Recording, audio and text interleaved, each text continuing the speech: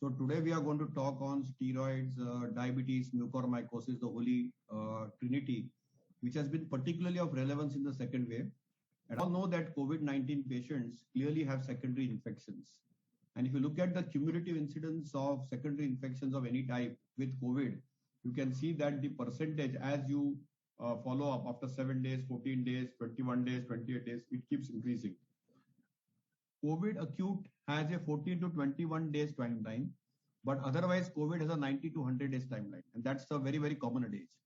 So we know there's a complex interplay because with COVID, you have a pre-existing like diseases like diabetes, you have previous respiratory pathophysiology, immunosuppressive therapy, hospital-acquired infections, and immune alterations of COVID, and all of them make a person living out of COVID and getting out of COVID vulnerable to get secondary infections. The secondary infections in COVID-19 can be bacterial, viral, and fungal. Bacterial could be atypical bacteria like Mycobacterium intracellulare, Chrysobacterium, and also the standard ones like Pseudomonas, E. coli, Enterococcus faecalis, and Staphylococcus. Viral, we all know, can be HSV1 or HHV6.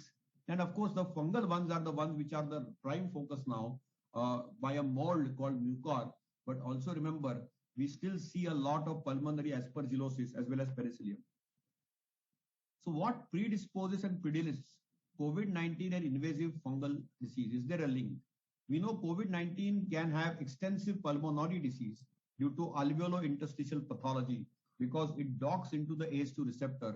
And furthermore, we know that the innate immunity is dysregulated because there's a depletion of T cells, a lymphocytopenia, and CD4 lymphocytopenia, CD8 lymphocytopenia.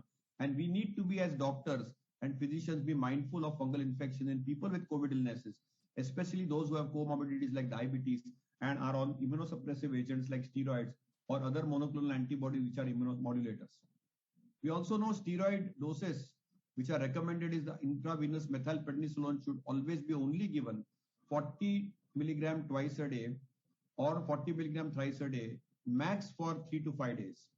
And NIH recommends that dexamethasone should be given 6 milligram per day, max for 7 to 10 days, only in people who are ventilated or who have supplemental oxygen. And none of us recommend any oral use of steroids at all, unless it is mandatory.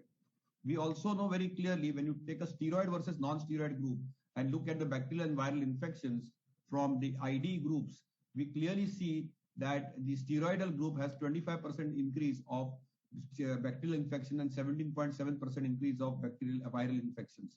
So a cavalier attitude to use of steroids should be discouraged at all costs. Now, what is this new mucor, a mold-like fungus or a so-called black fungus? It is extraordinarily rare. Mucormycosis, a fungal infection with high mortality. It is now of late seen fundamentally because the humidified oxygen sometimes does not have sterile water, and then topped with a little bit of steroid and diabetes, it's a perfect zoo or a recipe. It is seen in both affected patients with COVID as well as recovered patients being larger, and the common nasal sinuses like ethmoid, maxillary are involved. Intraorbital involvement and intracranial involvement is rare. The invasion of mucor is predominantly predicted by trauma, diabetes, glucocorticoid use, hemopoietic malignancy, prolonged neutropenia, allogenic hemopoietic stem cell, and solid organ transplant. Clearly, when should we suspect somebody with mucormycosis? Anyone who comes post-COVID in a post-COVID OPD for almost 3 to 6 months, if there is sinusitis like nasal blockage or congestion, nasal discharge which is blackish or bloody, local pain in the cheekbone, then suspect mucor.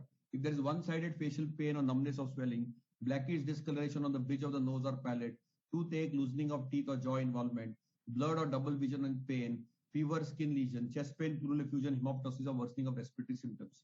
So if a person goes to a dentist, ophthalmologist or ENT surgeon, those are the specialties which see mucormycosis.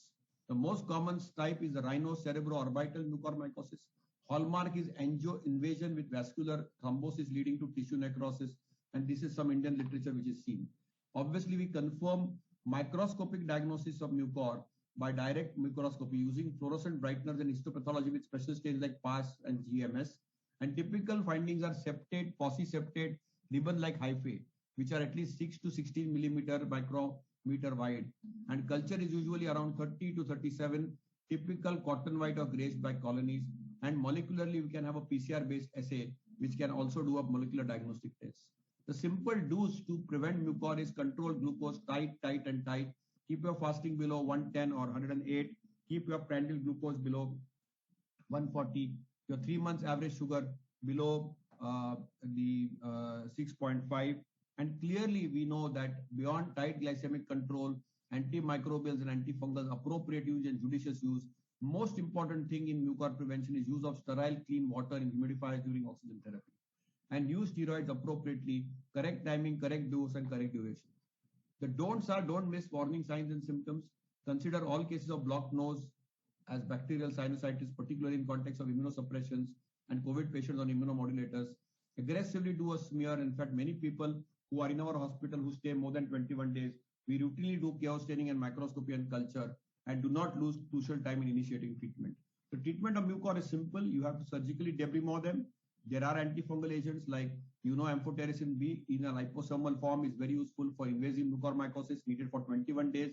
It is almost out of stock. It's a nephrotoxic compound. And then you can have non-nephrotoxic alternatives like foscanazole, levaconazole with people who get ARF or CRF with that. Also remember, reversing the underlying risk factors like diabetes or steroid use is very crucial, and there's a lot of adjuvant therapy. So fundamentally, we know that the widespread use of steroids against COVID-19 may lead to development of exacerbation of pre-existing fungal diseases.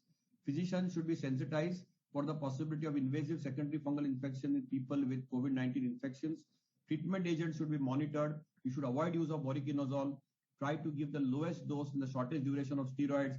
Control glucose very tightly. And remember, the use of broad spectrum antibiotic in absence of infection should also be totally reevaluated. So COVID is a very, very unusual situation. We need to, as physicians, behave responsibly. It's a predictably unpredictable microbe, and it is a shame that we can lose lives because of a post-COVID complication like mucor. And in order to save lives, we need to be responsible, be vigilant, pick up mucor or avoid mucor, and prevent mucor. And this is an unholy trinity of mucor, steroid, and glucose, and tight glycemic control, including the use of insulin, has been recommended. And we should do it like an effort to ensure that we prevent mucor at any cost. Thank you for the patient hearing.